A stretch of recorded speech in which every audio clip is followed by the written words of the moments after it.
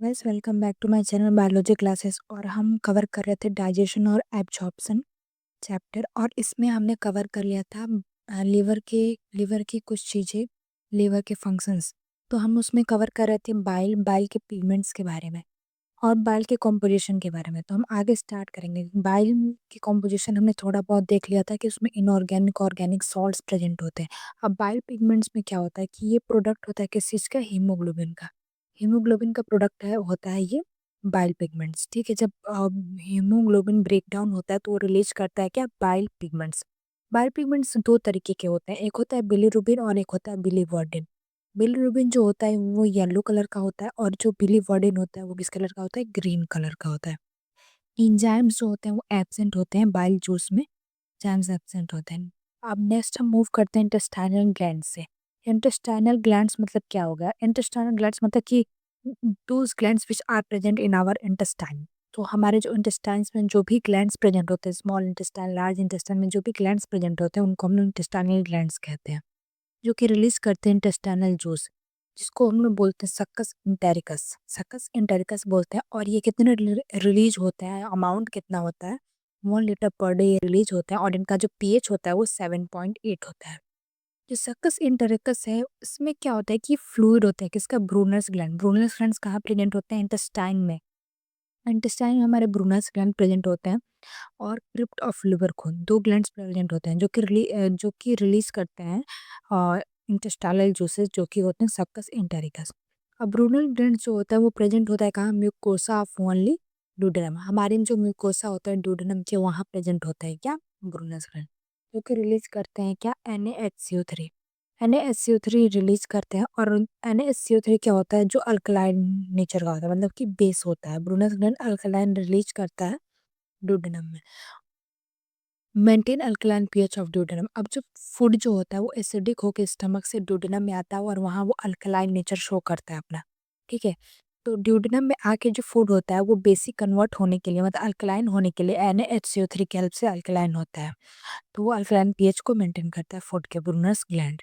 Crypt of liver खून क्या है, क्रिप्ट ऑफ लिवर खून भी प्रेजेंट होता है इंटेस्टाइनल ग्लैंड्स में, जो कि हमारी म्यूकोसा में प्रेजेंट होता है और पूरे इंटेस्टाइन के म्यूकोसा में प्रेजेंट होता है।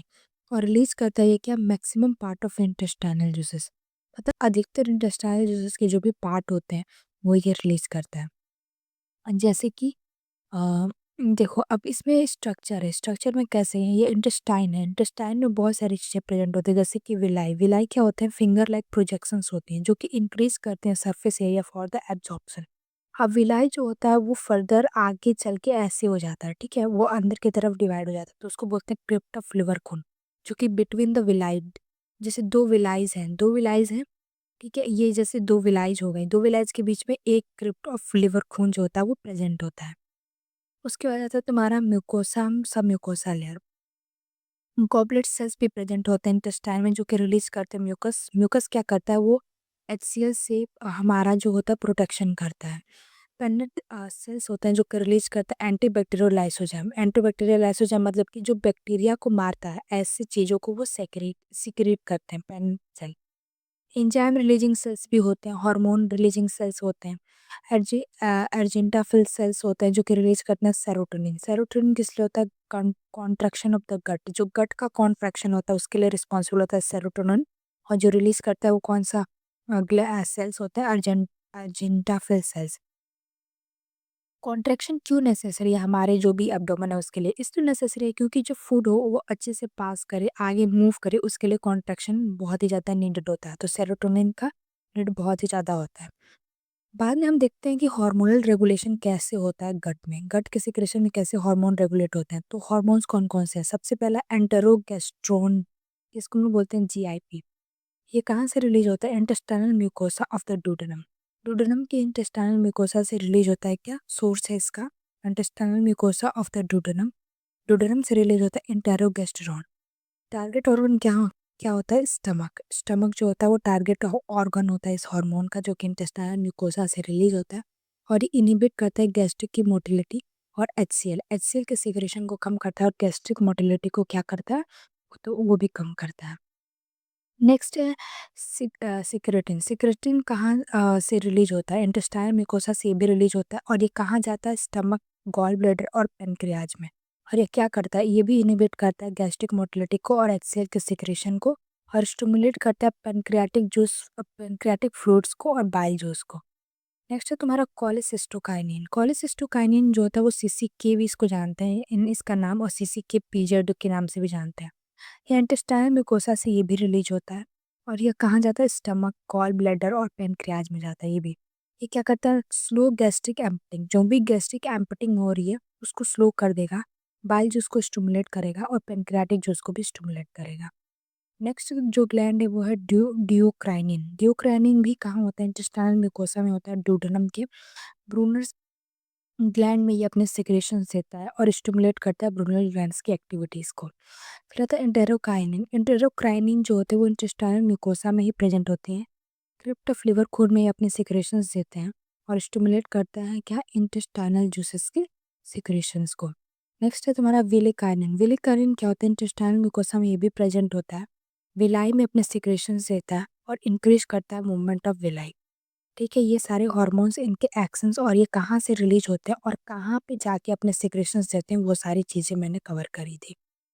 नेक्स्ट है तुम्हारा प्रोसेस ऑफ डाइजेशन। कैसे पूरा प्रोसेस हो रहा है डाइजेशन का, वो एक्सप्लेन किया हुआ है। पहले हम लोग क्या करते हैं, फूड का इंजेशन। इंजेशन ऑफ फूड मतलब कि हम जब फूड खा रहे होते हैं, मुंह हम माउथ के थ्रू जो होता है वो फूड अपने अंदर लेते हैं। ठीक है, ingestion of food through the mouth. ठीक है, अब वो जो वहाँ फूड होता है वो बोलस में कन्वर्ट, बोलस बनता है। बोलस मतलब कि वो मेस्टिकेट होता है किसके साथ, सलाइवा के साथ पूरा मिक्स होता है। अब यहाँ प्रोसेस हो रहा है माउथ में, कौन सा, वो हो रहा है मेस्टिकेशन। फर्स्ट प्रोसेस है ingestion of food, the second process is mastication. Mastication के बाद से हम लोग क्या करते हैं, निगलते हैं खाने को। निगलने को हम लोग क्या बोलते हैं, डिग्लूटिनेशन। ठीक है, डिग्लूटिनेशन ऑफ द फूड जो होता है वो टेक्स प्लेस होता है after the mastication. Then churning होता है कि हाँ, स्टमक में। स्टमक में चर्निंग मतलब कि वहाँ पे जाके जो भी फूड होता है वहाँ पेरिस्टालसिस मूवमेंट होती है, एचसीएल का सिक्रेशन होता है, various type of hormones, enzymes का और बहुत ही अलग अलग चीज़ों का सिक्रेशन होता है जो कि हमारे फूड को डाइजेस्ट करने में, कॉम्प्लेक्स से सिंपल बनाने में हेल्प करता है। तो वहाँ पे जब फूड एसिडिक फूड बन जा जो फूड होता है वो एसिडिक मीडियम में चला जाता है तो एसिडिफाई हो जाता है, और उसको, उस फूड को हम लोग बोलते हैं काइम। ठीक है, माउथ में उसको क्या बोल लेते हैं, बोलस, और स्टमक में बोलेंगे काइम जब वो एसिडिक हो जाएगा। ठीक है, अब यहाँ चर्निंग हो गया, स्टमक में पूरा चर्निंग हो गया फूड का। फिर वो आता है तुम्हारा कहाँ, स्मॉल इंटेस्टाइन। स्मॉल इंटेस्टाइन में कहाँ हो रहा है, डाइजेशन ऑफ फूड प्रॉपर जो होता है वो स्मॉल इंटेस्टाइन में होता है। तो स्मॉल इंटेस्टाइन में जब डाइजेशन हो रहा है फूड का, तो फूड जो होता है उसको अल्कलाइन बनाना पड़ता है सबसे पहले, जब वो स्टमक से निकल रहा होता है तो जब वो अल्कलाइन में कन्वर्ट हो जाता है तो उसको काइल बोलते हैं। ठीक है, alkaline food in intestine is known as the chyle. And then उसके बाद से लार्ज इंटेस्टाइन में क्या होता है, absorption of the food.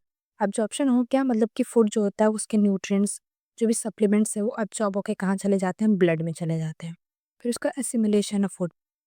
Assimilation of food मतलब कि एसिमिले जो भी वेस्ट मटेरियल्स होते हैं उसको एसिमिलेट करते हैं, वाटर वगैरह जो भी होता है उसको ऑब्जॉर्ब करते हैं, सब कुछ ऑब्जॉर्ब होता है। आफ्टर एब्जॉर्प्शन ये होता है।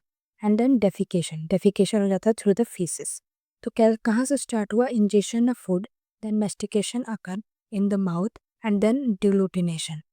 After deglutination, there will be the churning in the stomach of food happens, and then it takes place to the digestion of the food which happens in the small intestine, and then there will be the absorption of food through the large intestine, then assimilation and then defecation. तो यहाँ पे ये पूरा process of digestion खत्म हो गया। Next है कि डाइजेशन ऑफ प्रोटीन कैसे हो रहा है। अलग अलग कंपोनेंट हमारे फूड में प्रेजेंट होते हैं, जैसे प्रोटीन, फैट, कार्ब्स, तो ये सारी चीज़ें प्रेजेंट होती है, तो इनका डाइजेशन कैसे होता है वो है। तो डाइजेशन ऑफ प्रोटीन कैसे हो रहा है, तो साइट ऑफ डाइजेशन जो होता है प्रोटीन का वो दो जगह होता है। एक होता है स्टमक जिसका पीएच है 1.8, और एक होता है इंटेस्टाइन जिसका पीएच क्या है 7.8। तो अलग अलग जगह पे होता है। तो स्टमक में किसकी हेल्प से होता है डाइजेशन, गैस्ट्रिक जूस की हेल्प से, और इंटेस्टाइन में किसकी हेल्प से होता है, पैनक्रियाटिक और इंटेस्टाइनल जूस की हेल्प से होता है। सबसे पहले डाइजेशन ऑफ प्रोटीन में सबसे पहला स्टेप होता है activation of zymogen in gastric juices. तो सबसे पहले क्या होता है कि जो जाइमोजन प्रेजेंट होते हैं गैस्ट्रिक जूसेस में उसका हम क्या करते हैं, एक्टिवेशन करते हैं। ठीक है, सबसे पहले प्रोटीन आया, protein in the form of pepsinogen. Pepsinogen आता है। पेप्सिनोजन जब स्टमक में जाता है तो एचसीएल के प्रेजेंस में 1.8 पीएच हो जाता है, और वो किस में कन्वर्ट हो जाता है, पेप्सिन में। ठीक है, इसके बाद से क्या होता है कि डाइजेशन ऑफ प्रोटीन स्टार्ट होता है। फिर आता है प्रोरेनिन। प्रोरेनिन जो होता है वो HCl के प्रेजेंट में रेनिन में कन्वर्ट होता है, जिसको काइमोसिन भी बोलते हैं।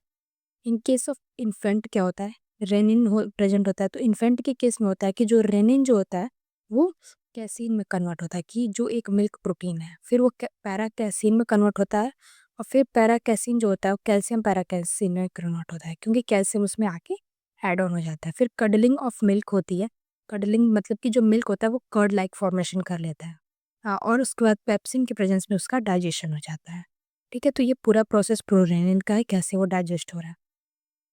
फिर activation of zymogen in pancreatic juice. सबसे पहले तो एक्टिवेशन गैस्ट्रिक जूस में कैसे हुआ जाइमोजन का वो बताएं, फिर उसको पैनक्रियाटिक जूस में कैसे एक्टिवेशन होता है। तो पीएच कितना अवेलेबल होता है, 7.8। 7.8 पीएच में क्या होता है कि जो ट्रिप्सिनोजेन होता है वो ट्रिप्सिन में कन्वर्ट होता है in the presence of enterokinase. Enterokinase is the type of enzyme which is present in the intestine. तो इंटेस्टाइनल जूस जो होता है वो 7.8 पीएच का होता है, उसमें वो ट्रिप्सिनोजेन को ट्रिप्सिन में कन्वर्ट करता है। फिर उसके बाद से क्या होता है, प्रेजेंट और भी चीज़ें होती हैं जैसे काइमोट्रिप्सिन, प्रो कार्बोक्सी पेप्टाइडेज। तो ट्रिप्सिन जो होता है वो 7.8 पीएच का, जो ट्रिप्सिन भी हो जाता है तो वो क्या करता है, वो काइमोट्रिप्सिन और प्रो कार्बोक्सी पेप्टाइडेज को 7.8 पीएच में काइमोट्रिप्सिन और कार्बोक्सी पेप्टाइडेज में कन्वर्ट कर देता है। नेक्स्ट क्या होता है, इंटेस्टाइनल जूसेस। इंटेस्टाइनल जूसेस क्या करते हैं, सक्कस एंटेरिकस भी बोलते हैं उनको, 7.8 पीएच पे वर्क करती हैं। इनको हम एंटेरोकाइनेज काइनेज बोलते हैं। ये नॉन डाइजेस्टिव एंजाइम्स हैं, ये कोई डाइजेशन में हेल्प नहीं करते हैं। क्या करते हैं, एरेप्सिन। हेरेप्सिन मतलब कि एक ऐसा ग्रुप ऑफ प्रोटीन होता है जो कि पेप्टॉन्स और प्रोटियोसिस भी बोलते हैं इनको। ये डाइजेस्टिव एंजाइम्स होता है किसमें, इंटेस्टाइनल जूस में। एरेप्सिन क्या करता है, अमाइनो पेप्टाइडेज और डाइपेप्टाइडेज, जो दो का बना होता है किसका, अमाइनो पेप्टाइडेज और डाइपेप्टाइडेज का। अब प्रोटीन क्या है, protein is the polymer of amino acid. बहुत सारे छोटे छोटे अमाइनो एसिड मिलकर एक प्रोटीन बनाते हैं। तो बेसिक यूनिट जो होता है प्रोटीन का वो अमाइनो एसिड होता है। ठीक है, वो पेप्टाइड बॉन्ड इसमें प्रेजेंट होते हैं प्रोटीन में। ठीक है, स्टमक में क्या हो रहा है कि जो प्रोटीन होता है in the presence of the pepsin, ठीक है, the presence of the pepsin, the presence of the gastric juice, the protein in the presence of the trypsin gets converted into peptones and the proteoses। ठीक है, and then peptones और प्रोटियोसिस जो होता है chymotrypsin और carboxy peptidase की help से dipeptides में कन्वर्ट होता है।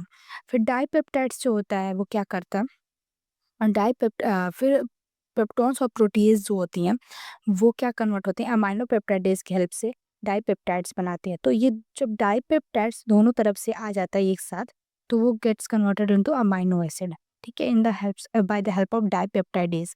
Dipeptidase is a type of enzyme which converts the dipeptides into amino acids. ठीक है, इंटेस्टाइनल जूसेस की हेल्प से ये सारी चीज़ें हो रही होती हैं। Next, bile. बाइल क्या करता है, bile also activates the lipases. Lipases का एक्टिवेट कराता है bile. Digestion of starch. Protein का हो गया, स्टार्च का डाइजेशन कैसे होता है। तो स्टार्च क्या है कि polymer of simple sugar. Simple sugar जो होते हैं वो मिलके स्टार्च बनाते हैं पूरा। इसमें बॉन्ड होता है ग्लाइकोसिडिक। और इसमें सेलिवरी जूस में भी स्टार्च प्रेजेंट होता है। जो सेलिवरी जूस है उसका पीएच 6.8 होता है, जो हमारे माउथ में प्रेजेंट होता है। तो क्या करता है, जो स्टार्च सबसे पहले डाइजेशन हुआ वो उसका माउथ से ही स्टार्ट हो जाता है, स्टार्च का डाइजेशन। 30% स्टार्च जो होता है वो माउथ से स्टार्ट हो जाता है उसका डाइजेशन, तो वो माल्टोज में कन्वर्ट होता है, जिसको हम लोग डाइसेकेराइड्स बोलते हैं। In the presence of salivary amylase और टाइलिन भी बोलते हैं इसको। ठीक है, उसके बाद से सेकंड आ गया तुम्हारा सेलिवरी जूसेस की हेल्प से हो गया स्टार्च का डाइजेशन। उसके बाद से पेनक्रियाटिक जूस की हेल्प से होता है, कि जो ड्यूडेनम में होता है 7.8 पीएच पे ड्यूडेनम में होता है। Starch gets converted into maltose in the present of pancreatic amylase. इसको अमाइलोपेक्टिन बोलते हैं। रिमेनिंग 70% यहाँ डाइजेस्ट हो रहा है, 30% माउथ में, 70% यहाँ। फिर इंटेस्टाइनल जूसेस क्या करते हैं, वो जो कि है सक्कस एंटेरिकस। तो सक्कस एंटेरिकस ये तुम्हारे क्या है, ये तुम्हारे माल्टोस हो गए। ठीक है, माल्टोस जो है वो डाइसेकेराइड्स हैं, तो वो मोनोसेकेराइड्स में आगे फर्दर डिवाइड होंगे, जो कि होते हैं with the help of the intestinal juices. तो इंटेस्टाइनल जूसेस क्या करते हैं, रिलीज करते हैं एंजाइम्स। एंजाइम्स जो रिस्पॉन्सिबल होती हैं डाइजेशन ऑफ द डाइसेकेराइड्स, जैसे कि माल्टोस। माल्टोस जो होता है in the presence of maltase it's get converted into glucose and glucose में ही कन्वर्ट होता है, ग्लूकोज एंड ग्लूकोज। ठीक है, जो कि है मोनोसेकेराइड्स। Then lactose. लैक्टोज क्या होता है, इन द प्रेजेंस ऑफ, ये एक तरीके का मिल्क शुगर होता है। तो in the presence of lactase it gets converted into glucose plus galactose, it is also a type of monosaccharides. And then sucrose, sucrose को हम इनवर्ट शुगर भी बोलते हैं, ठीक है। In the presence of sucrase it gets converted into glucose fructose, जो कि है मोनोसैकेराइड्स। ये हो गया तुम्हारा फैट का डाइजेशन कंप्लीट। फिर आता है digestion of nucleic acid. Nucleic acid जो होती हैं वो पॉलीमर होती हैं किसके, न्यूक्लियोटाइड्स की, ठीक है। इसमें बॉन्ड्स होते हैं दो तरीके के, ग्लाइकोसिडिक एंड फॉस्फोएस्टर बॉन्ड्स, ठीक है। दो तरीके के बॉन्ड्स होते हैं। न्यूक्लिक एसिड में क्या क्या प्रेजेंट होता है, डीएनए और आरएनए, दो टाइप के न्यूक्लिक एसिड्स होते हैं। In the presence of nuclease, nuclease के प्रेजेंस में, पैनक्रियाटिक जूस के प्रेजेंस में, और न्यूक्लिएज मतलब क्या हो गया, डीएनएज आरएनएज एंजाइम्स, वो क्या किसमें कन्वर्ट होते हैं, न्यूक्लियोटाइड्स में। न्यूक्लियोटाइड्स उसके बाद फॉस्फेट और न्यूक्लियोसाइड्स में कन्वर्ट होते हैं। और फिर nucleosides in the presence of nucleosidase sugar और एन टू बेस में कन्वर्ट्स होता है। एंड स्टैंडर्ड जूसेस जो होते हैं वो दो तरीके के वो निकालते हैं एंजाइम्स, जो कि होते हैं न्यूक्लियोटाइडेज और न्यूक्लियोसाइडेज, ठीक है। Next, digestion of lipid fat and triglycerides. तो bile helps in the emulsification of the fat. Emulsification of the fat का मतलब क्या हो गया कि वो जो ब्रेकिंग डाउन होती है कॉम्प्लेक्स फूड, जो कॉम्प्लेक्स फैट होता है उसका ब्रेक डाउन होता है सिंपलर फॉर्म में, तो उसको हम लोग बोलते हैं क्या, emulsification of the fat. Emulsification of the fat जब स्मॉलर और स्मॉलर फॉर्म में हो जाता है तो उसको बोलते हैं हम लोग emulsification process. Boil also activates lipase, bile हम पहले ही पढ़े थे, एक्टिवेट करता है लाइपेज को। तो कैसे हो रहा है इमल्सिफिकेशन ऑफ द फैट, तो सबसे पहले ये तुम्हारा फैटी एसिड का एक पूरा स्ट्रक्चर है, ठीक है। पूरा स्ट्रक्चर है जिसमें कि ग्लिसरॉल और फैटी एसिड है, ये फैट का पूरा स्ट्रक्चर है। ये गेट्स कन्वर्टेड इनटू ट्राइग्लिसराइड, जो कि फैट और लिपिड जिसको बोलते हैं, और उसमें एस्टर बॉन्ड्स आ जाते हैं, ठीक है। यहाँ से ओ एच और H2O गायब होता है, मतलब कि वाटर वाटर गायब होता है। एमल्सिफिकेशन ऑफ द फैट में सबसे पहले वो ड्यूडेनम में स्टार्ट होता है। फैट जो होता है in the presence of the bile gets converted into smaller parts which is known as the activation of the lipase, उसका ऐसे एक्टिवेशन हो जाता है लाइपेज का। बाइल जिसमें क्या क्या प्रेजेंट होती हैं जो हेल्प करती हैं इमल्सिफिकेशन ऑफ द फैट का, तो होती हैं lecithin, it is a type of phospholipid, act as a surfactant, and then organic salts, ठीक है। एंड आगे हम कंटिन्यू करेंगे फैटी एसिड का डाइजेशन फर्दर वीडियो में, ब्रेक डाउन ऑफ ट्राइग्लिसराइड्स से आगे। So I hope you have liked my video. If you have any doubt, do let me in the comment section. Please like, share and subscribe to my channel. And